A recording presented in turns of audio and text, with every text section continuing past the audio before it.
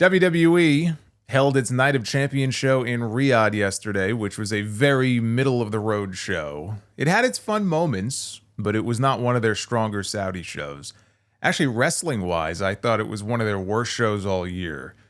Newsworthy, to the extent that we now know who will be challenging John Cena for the WWE title and who will be challenging Tiffany Stratton for her Women's Championship at Summerslam. We have King Cody and Queen Jade. And we have a new United States champion, actually two of them. We have Julia, who beat Zelina Vega on Friday to win the women's U.S. title. But we have a new United States champion. I can think of worse things to be spending 3 hours of my life on, like SmackDown. But it was not a great show. I did nail all 6 of my predictions. Cody Rhodes and Randy Orton. This was their first match since 2013.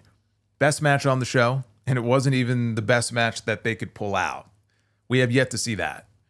I thought it was the perfect match for the two of them to have to set up a Cody and Randy program coming out of SummerSlam. There was a spot during the match. It was a Cody. It looked like a Cody cutter that was countered into an RKO out of midair. There was one person who posted a comment under the video on YouTube saying it was not a good spot because if he was going for a Cody cutter. Right now, usually when he does a Cody cutter springboard off the ropes, he reaches behind him, right? He catches the guy's head on the way down.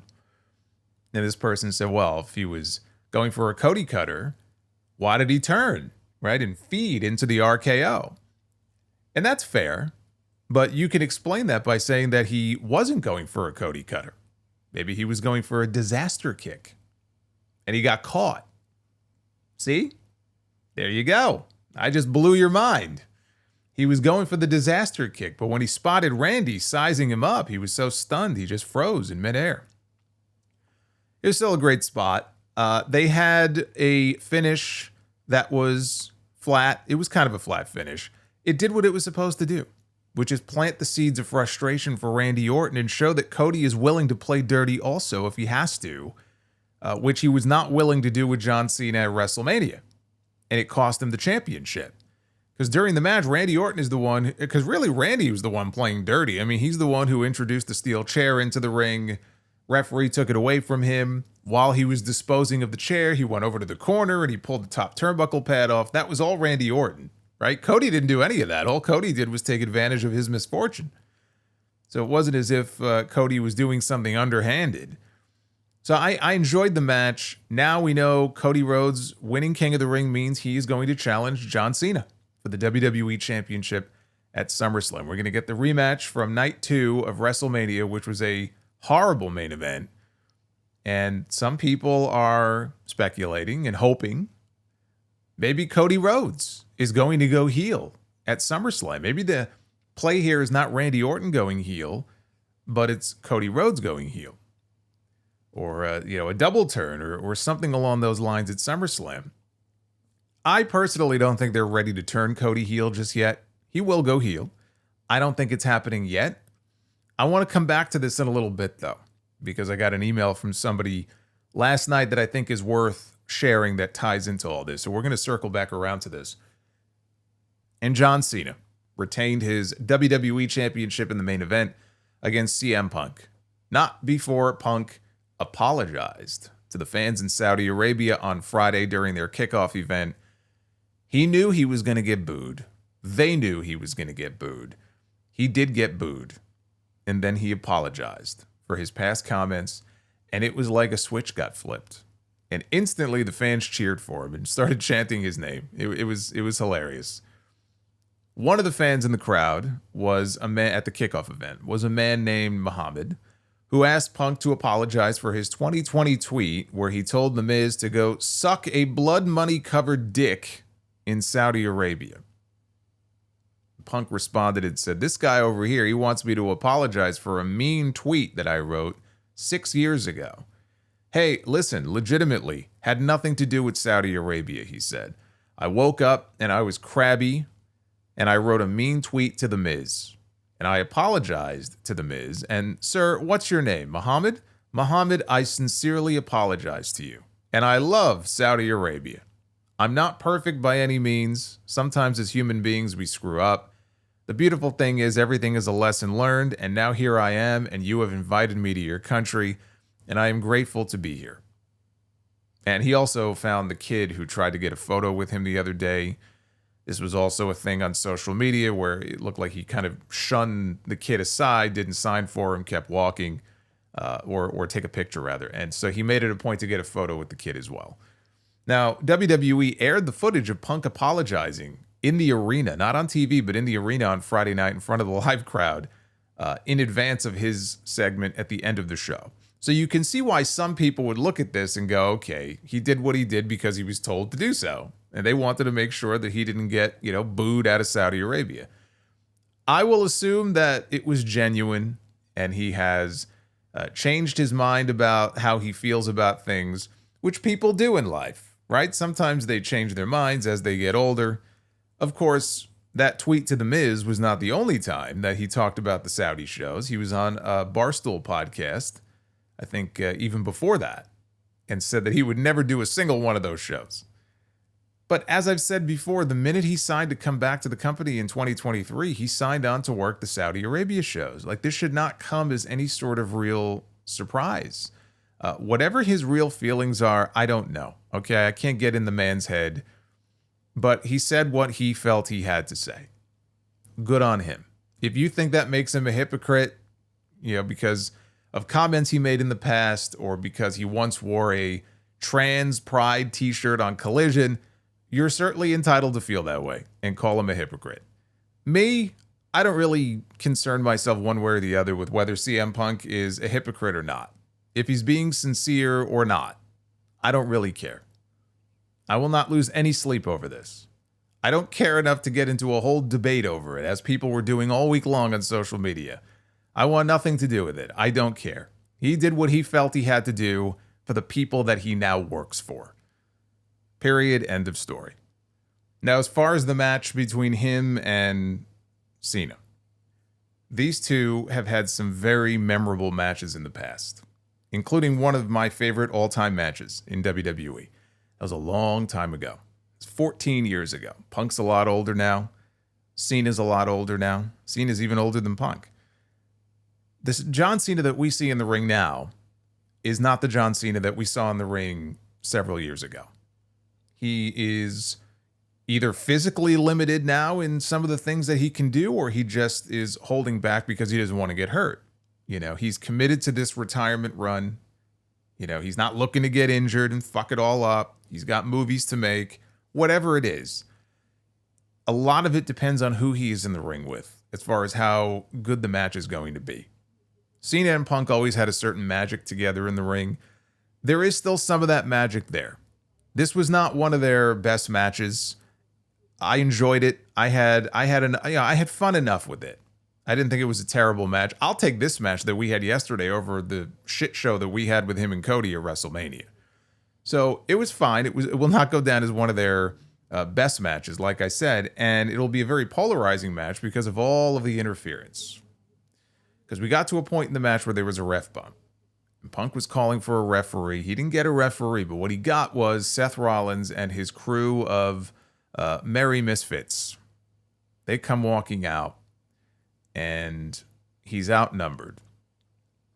And even John Cena, when John Cena realized what was going on, obviously his title is on the line here and he's about to get cashed in on. He confronted Seth and they started beating down John Cena. And this is where things started to get weird because we hear Penta's music in the middle of this John Cena CM Punk final ever main event. Here comes Penta. And he comes out and John Cena is getting his ass kicked in the ring by Bronson Reed and Braun Breaker.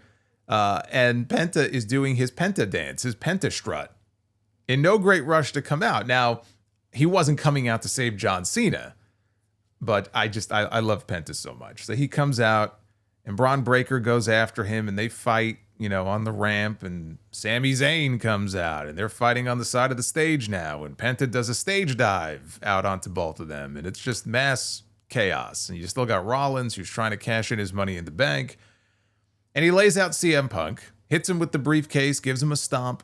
John Cena throws Seth Rollins out of the ring in his own match. Seth Rollins is not even in the match. He never officially cashed in. This is John Cena's match, and it felt like John Cena was stealing a pin, like it was a triple threat. If this was a triple threat match, John Cena would have stolen the pin from Seth Rollins. And that is how John Cena beat CM Punk. I don't know that there were too many people who honestly believed it was going to go any other way. So this was their way of protecting CM Punk from having to take a cleaner loss to John Cena. I appreciate the fact he didn't just take a kick to the dick and get pinned, because that would have been fucking lame. This was lame enough. What you can't say is that the interference didn't at least make sense, as far as who came out. Like, I understand why Penta came out. He's had issues with Rollins and his crew. I understand why Sami Zayn would come out. Same thing. So them coming out made sense. They were trying to just fight the bad guys off and, level the playing field a little bit. But it was a lot. It was a lot. Was it overbooked? Yes, it was overbooked. And sometimes that's a good thing, and sometimes that's a not so good thing. I'm kind of disappointed that in what will likely end up being the last match we ever see between these two guys, and as great as some of their past matches have been, that they felt the need to have to fall back on this and rely on this. But it is what it is. That's how John Cena got the win. And now, it feels like we're looking at Rollins and Punk all over again. It's SummerSlam. Now, the question is there enough juice left in that orange to even squeeze out of it? Because these two have been feuding since Punk came back to the company 2 years ago. Like, legitimately, from the first night in. Remember all the fan video, in Chicago that night of Seth Rollins cussing and, flipping out?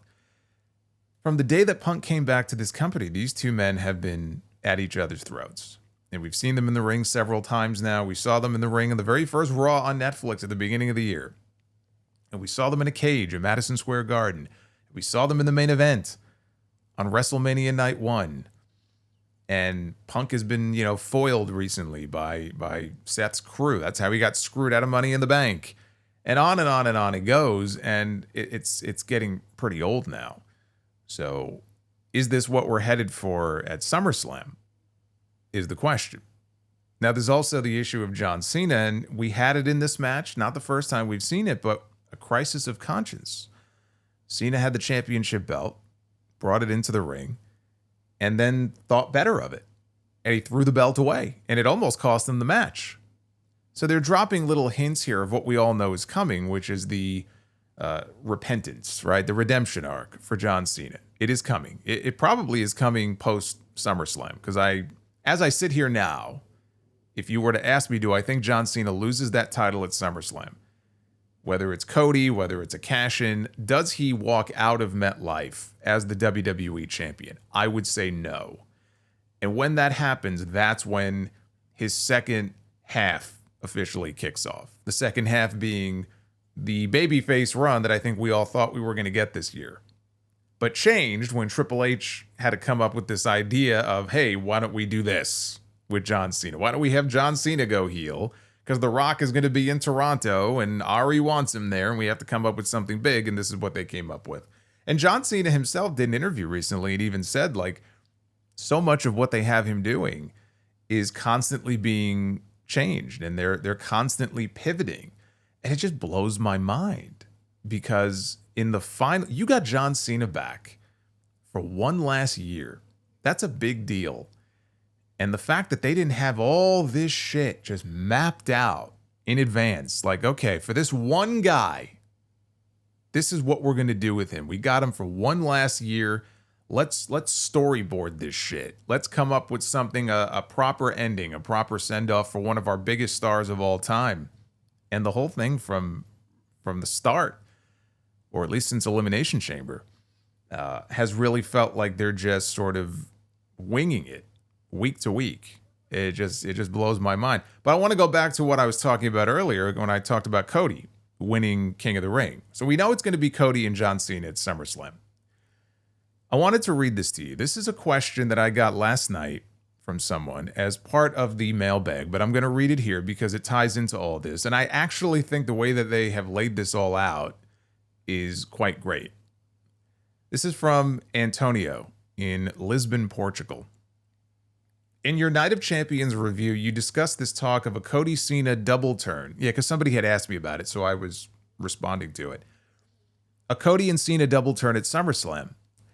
And while I do agree it's probably a bit premature, I disagree that it wouldn't make any sense. It actually makes more sense character-wise to do it now, and I would like to hear your thoughts on this.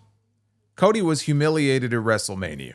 As you said, he looked like a geek, and the man said the same thing on TV and has also blamed himself for dropping the ball and losing the title to John Cena. The point of the Randy Orton match was to show that Cody is now willing to do what is necessary to win. And more importantly, he felt the taste of victory in doing so. In the case of that match, you can argue that it was justified because Orton was the one that set everything up. Cody just took advantage of the situation, but that argument is what's going to be the crux of Cody's turn. In the build to SummerSlam, Cody calls attention to Cena not using the title against Punk, and that for a brief moment, he saw the old John Cena.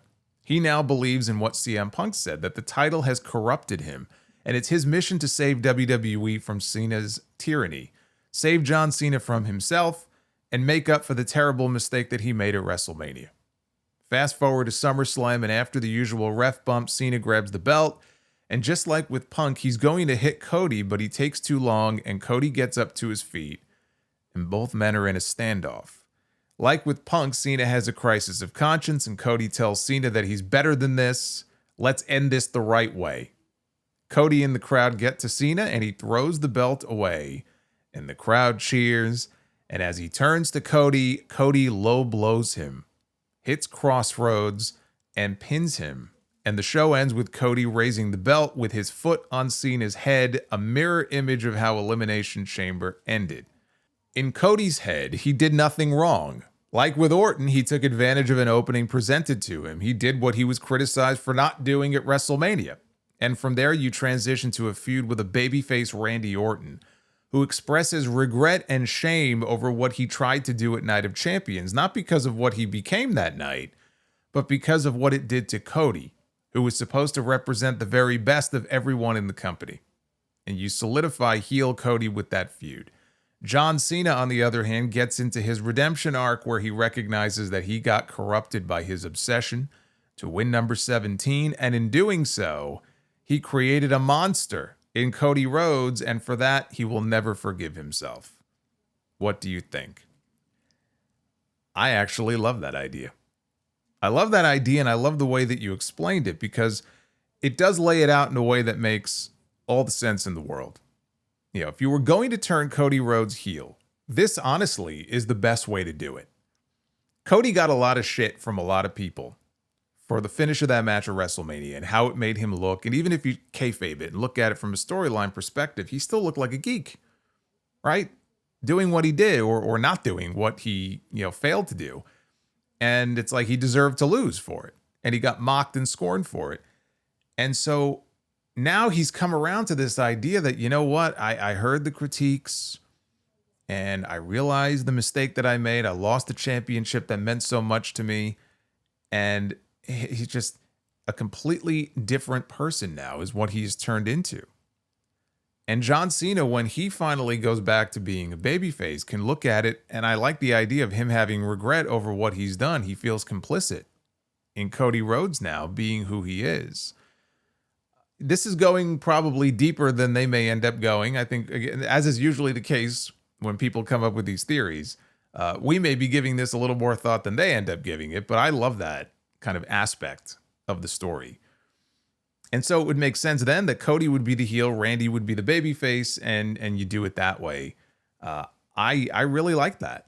I really like the way that that's all laid out. Now, there's one issue here. And I still feel like you need that other big babyface to fill the void left by Cody if they turn him. And this is why I've been of the mindset that they're not going to turn Cody right now. Certainly the talk of turning Cody at WrestleMania this year was just fucking ridiculous. I mean, you talk about premature. Now you can kind of feel the tide may be turning a little bit. Some fans are there's some fans who are already sick of Cody and just don't like him. But the reactions, there are certain weeks and certain places where you can hear those boos. And the reality is, until he wrestled Cena at WrestleMania this year, that just wasn't the case. Like, Cody fully had everybody on board. it feels like the cracks are starting to show just a little bit.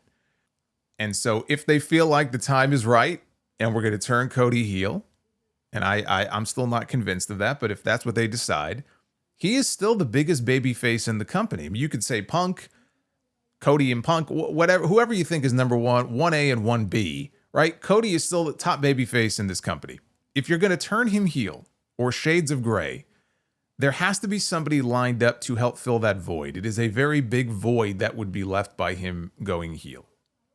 So who would that person be? Now, I guess that could be Jey Uso, although that's going to make some people very unhappy hearing me say that. Roman is never around anymore, so you can't rely on him. He's strictly part-time.